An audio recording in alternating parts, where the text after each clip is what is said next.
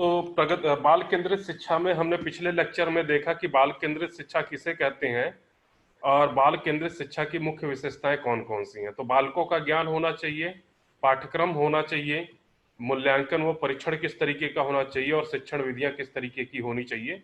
तो ये हमने पिछले लेक्चर में देख लिया है। आज हम शुरू करेंगे बाल केंद्रित शिक्षा के सिद्धांत क्या क्या है। तो बाल केंद्रित शिक्षा के सिद्धांत में पहला सिद्धांत आता है क्रियाशीलता का सिद्धांत। नाम से ही पता चल जाएगा आपको कि क्रियाशीलता के सिद्धांत में ये होता है कि बालक जो है वो क्रियाशील रहे। अगर बालक को हम कुछ कुछ सिखा रहे हैं तो उस सिखाने की प्रक्रिया में बालक अपने आप को क्रियाशील रहे, अपने आप को शिथिल ना रखे। मतलब बालक को जो भी कुछ हम सिखा रहे हैं वो छात्र के हाथ पैर और मस्तिष्क सब क्रियाशील हो तो ही हमारे सिखाने का कोई सफल प्रयास होगा। अगर हम बालक को कहते हैं, जैसे एग्जाम्पल देते हैं कि अगर मैं कहता हूं कि बालक लिख रहा है तो लिखने में केवल उसकी एक ही ज्ञानेंद्रिया काम करेंगी, केवल हाथ। अगर बालक पढ़ के लिख रहा है तो उसकी दो ज्ञानेंद्रियां काम कर रही हैं, मुंह जिससे वो पढ़ रहा है और दूसरी हाथ जिससे वो लिख रहा है। और तीसरे तरीके से हम ये कहते हैं कि पढ़ो, लिखो और उसे ध्यान से सुनो। तो अगर पढ़ के मीन्स बोल करके लिख रहा है तो बोलने से वो सुन भी रहा है और लिख भी रहा है। तो उसकी तीन ज्ञानेंद्रियां एक साथ एक्टिव है, क्रियाशील है, कि मुंह से बोल रहा है, कान से सुन रहा है और हाथ से लिख रहा है। तो अगर क्रियाशीलता के सिद्धांत में हमारे एक से ज्यादा ज्ञानेंद्रियां एक साथ एक्टिव होती हैं तो उसका प्रभाव सबसे ज्यादा पड़ता है। क्यों से कि बालक एक तो पढ़ना सीख रहा है, दूसरा लिखना सीख रहा है और तीसरा उसे लर्न करना, याद करना भी सीख रहा है। तो क्रियाशीलता के सिद्धांत में यही है कि बच्चे हमेशा अपने आप को क्रियाशील रखें, एक्टिव रखें जब भी कोई अधिगम चल रहा है, जब भी कोई शिक्षण कार्य चल रहा है। सेकंड है प्रेरणा का सिद्धांत। तो छात्रों को हमेशा मोटिवेट करना चाहिए। छात्रों के अनुकरणीय व्यवहार, नैतिक कहानियों व नाटकों के द्वारा बालक अच्छी तरीके से सीखता है। तो अगर मैं कोई एक चैप्टर पढ़ा रहा हूं तो उस चैप्टर से रिलेटेड मैं एक कोई कहानी अगर बालक के समक्ष प्रस्तुत करूं तो बालक को उसको संदर्भित करने के लिए बहुत सारी चीजों की कल्पनाएं कर सकता है। जैसे कि आप महापुरुषों का एग्जाम्पल देते हैं, वो भी बच्चों के लिए प्रेरणादायी होता है। अपने समाज में किसी ऐसे व्यक्तित्व का एग्जाम्पल देते हैं जो बहुत प्रतिष्ठित है, उससे भी बच्चा प्रेरणादायी होता है। तो बच्चे को जब भी कुछ हम सिखाना चाह रहे हैं या सिखाने जा रहे हैं तो सबसे पहले उसे हमें मोटिवेट करना है। तीसरा है जीवन से संबंधित करने का सिद्धांत। बहुत ही इंपॉर्टेंट है कि बालक को जो आप पढ़ा रहे हैं वो उसके जीवन से संबंधित करके पढ़ाएं। मतलब आप अगर उसे प्लस करना बता रहे हैं, जोड़ना बता रहे हैं, तो इस तरीके से बताएं कि बालक अपने डेली लाइफ में, अपने पर्सनल लाइफ में, अपने दैनिक दिनचर्या में उस प्लस, उस जोड़ का इस्तेमाल करना सीखे। चौथा है रुचि का सिद्धांत। बालक को उनकी रुचि की आवश्यकता के अनुसार ही पढ़ाना चाहिए, क्योंकि रुचि जो है वो कार्य करने की प्रेरणा देती है। अतः बालक की रुचि के अनुसार ही शिक्षण प्रक्रिया को हमें फॉलो करना चाहिए। सपोज करिए कि बालक अभी खेलने की भावना है या बालक खेलना चाहता है, तो बालकों में शिक्षण प्रक्रिया कुछ इस तरीके से हो कि वो खेल द्वारा सीखे। ठीक है, तो उनकी रुचियों का ध्यान हमेशा रखना चाहिए। लेकिन एक बात ध्यान में रखिएगा, ये सारी कहानी प्राथमिक एजुकेशन के लिए चल रही है। अगर आप यही सिस्टम अपर क्लास के लिए या फिर हायर एजुकेशन के लिए लगा देंगे तो वहां पे ये चीज संभव नहीं है। ये केवल पूरी कहानियां प्राथमिक एजुकेशन के लिए ही पॉसिबल है। अगला है निश्चित उद्देश्य का सिद्धांत।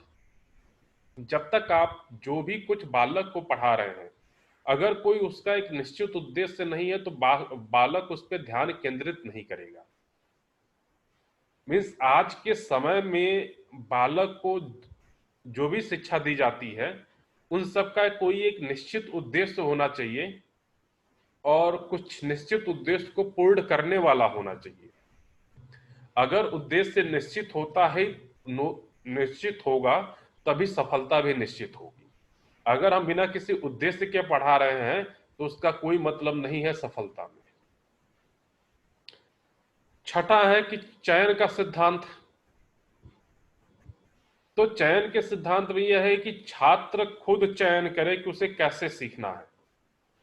जैसे कि छात्र की रुचि है कि वो खेलने का मन है, छात्र की रुचि, तो अगर छात्रों को खेलने का मन है, बालकों को खेलने का मन है, तो उसे हम खेल की भावना में पढ़ाएं या उसी मूड में पढ़ाएं जिससे वो खेल के माध्यम से भी सीखे। बालक की योग्यता के अनुसार भी विषय वस्तु का चयन करना चाहिए कि बालक की जैसी योग्यता है हम उसी योग्यता से पढ़ाएं।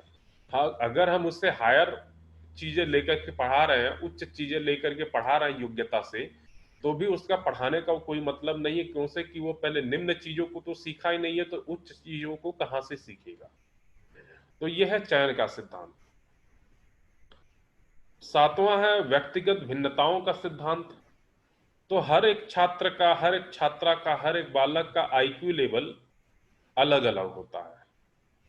तो उनके आईक्यू लेवल को ध्यान में रख करके ही हम उनको अगर शिक्षा दें तो ये ज्यादा लाभप्रद होगा इन कंपेयर कि हम सारे बच्चों का, जिनका आईक्यू डिफरेंट डिफरेंट है, सबको हम एक ही कैटेगरी में ढाल के चल रहे हैं। तो जिनका आईक्यू जिस लेवल का है हम उसी आईक्यू लेवल पे उनके साथ ट्रीट करें, व्यवहार करें, वर्ताव करें, पढ़ाएं। तो यह है व्यक्तिगत भिन्नता का सिद्धांत। आठवां है लोकतांत्रिक सिद्धांत। तो लोकतांत्रिक सिद्धांत मतलब लोगों का सिद्धांत, जिसमें सभी लोग, क्लास के सारे स्टूडेंट पार्टिसिपेट कर रहे हो। तो अगर आप किसी क्लास में पढ़ा रहे हैं तो आपके लिए उस क्लास के सारे स्टूडेंट सभी समान दर्जे के हैं, समान योग्यता के हैं। इसलिए हम सारे बच्चों से एक ही समान प्रश्न पूछने चाहिए। उनमें कोई भेदभाव नहीं करना चाहिए, लिंग के आधार पर भेदभाव नहीं करना चाहिए, समाज के आधार पर भेदभाव नहीं करना चाहिए। तो लोकतांत्रिक सिद्धांत यही कहता है कि अगर आप किसी क्लास में पढ़ा रहे हैं तो वो क्लास के सारे स्टूडेंट्स, सारे शिक्षार्थी, सारे बालक आपके लिए समान है। विभाजन का सिद्धांत। विभाजन का सिद्धांत ये कहता है कि जो भी कुछ हम उन्हें पढ़ा रहे हैं उसे विभाजित करके पढ़ाएं, मीन्स छोटे छोटे पार्टों में डिवाइड करके पढ़ाएं।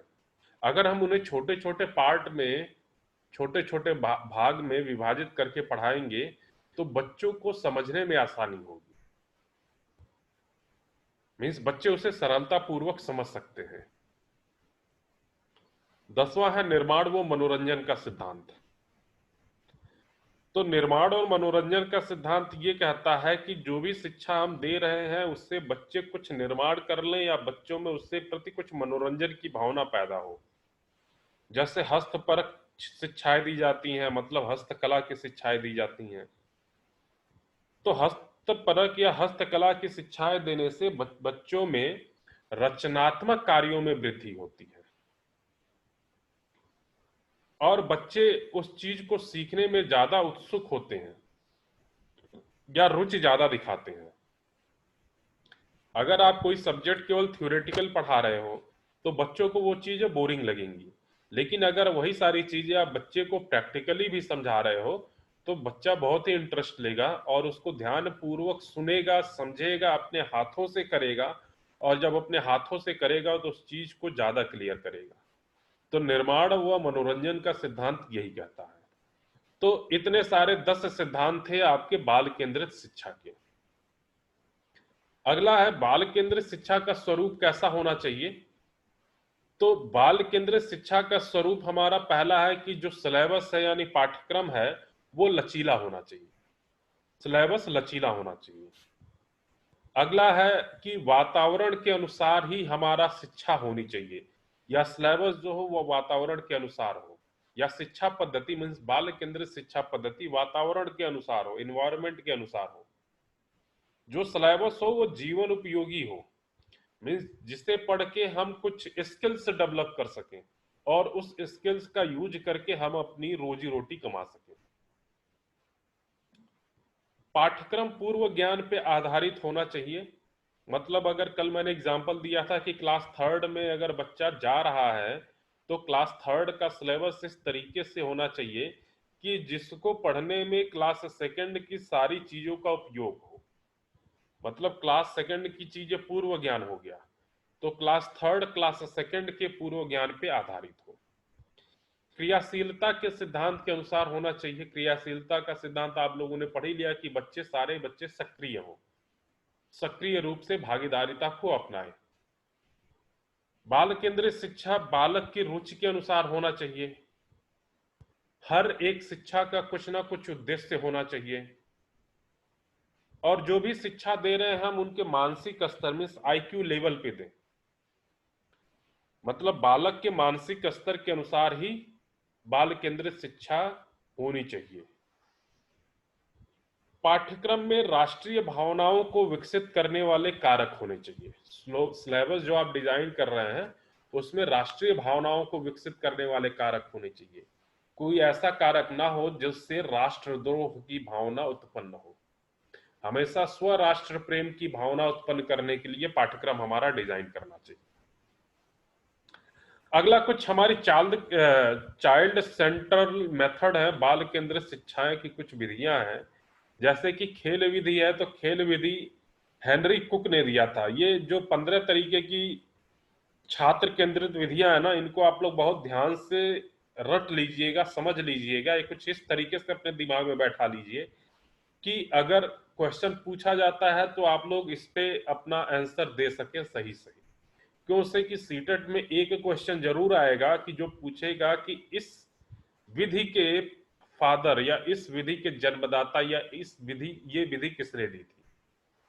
तो खेल विधि हेनरी कुक ने दिया था, ये आप लोग समझ लीजिए, खेल विधि हेनरी कुक ने। प्रश्नोत्तर विधि सुकरात, बहुत ही इंपॉर्टेंट है। प्रश्नोत्तर विधि किसने दिया था? सुकरात ने। तो प्रश्न से 100 से आप सुकरात याद रखिएगा कि प्रश्नोत्तर विधि सुकरात ने दिया था। तीसरा शैक्षिक पर्यटन, तो पेस्टोलॉजी, प से पर्यटन, प से पेस्टोलॉजी। तो शैक्षिक पर्यटन विधि जो दिया था वो पेस्टोलॉजी ने दिया था। दो विधियां हैं, विश्लेषण और संश्लेषण विधि। तो विश्लेषण और संश्लेषण बेसिकली मैथ पैडागॉजी की विधियां हैं, और इससे हम देखेंगे विश्लेषण और संश्लेषण मैथ में क्या होता है। तो विश्लेषण को हम बोलते हैं एनालिटिक्स, और संस्करण को कहते हैं, संश्लेषण को कहते हैं सिंथेसिस। Analysis and synthesis. आगमन विधि और निगमन विधि आपके पॉइंट ऑफ व्यू से बहुत इंपॉर्टेंट है सीटेट के लिए। तो आगमन अरस्तु, अ से आगमन, अ से अरस्तु, अ से आगमन, अ से अरस्तु। और निगमन विधि प्लेटो दिया थे। निगमन विधि कहता नियम से उदाहरण की तरफ जाना, और आगमन विधि कहता उदाहरण से नियम की तरफ जाना। न से नियम निगमन, तो नियम से उदाहरण की तरफ जाना, और इसका जस्ट उल्टा आगमन है, तो उदाहरण से नियम की तरफ जाना। तो आगमन अरस्तु और निगमन प्लेटो। प्रायोजन विधि मीन्स प्रोजेक्ट मेथड, तो प्रोजेक्ट मेथड किलपैट्रिक ने दिया था। इंपॉर्टेंट ये भी है 8वां। प्रायोजन विधि किसने दिया था? किलपैट्रिक ने। समस्या समाधान मीन्स प्रॉब्लम सॉल्विंग, सुकरात ने दिया था। प्रॉब्लम सॉल्विंग मीन्स समस्या समान विधि सुकरात ने दिया था। अगला है अन्वेषण, तो अन्वेषण आर्मस्ट्रांग, अ से अन्वेषण, अ से आर्मस्ट्रांग। विचार विमर्श विधि सुकरात ने। डाल्टन या ठेका विधि, तो डाल्टन, हेलर, पार्क, हर्स्ट ने। शिक्षण विधि हर्वस्टन, खोज विधि ब्रूनर, एंड किंडरगार्टन फ्रॉबेल। तो ये 15 है। आप लोग एक काम करिए, इसको लिख करके जहां पे आप लोग पढ़ते हैं वहां पे दीवार पे चिपका लीजिए स्टडी टेबल के सामने। आपके जब तक सीटेट का पेपर नहीं हो जाता तब तक ये सारे मेथड आपको क्लियर होने चाहिए, या ये सारे मेथड कम से कम नाम आपको याद होने चाहिए। और एक एक विधि हम देखेंगे जब अपनी मैथ पैडागॉजी पढ़ेंगे तब, तो हर एक विधि के बारे में जानेंगे कि हर एक विधि क्या कहती है। तो इतना था आपका चाइल्ड सेंट्रिक एजुकेशन या छात्र केंद्रित शिक्षा।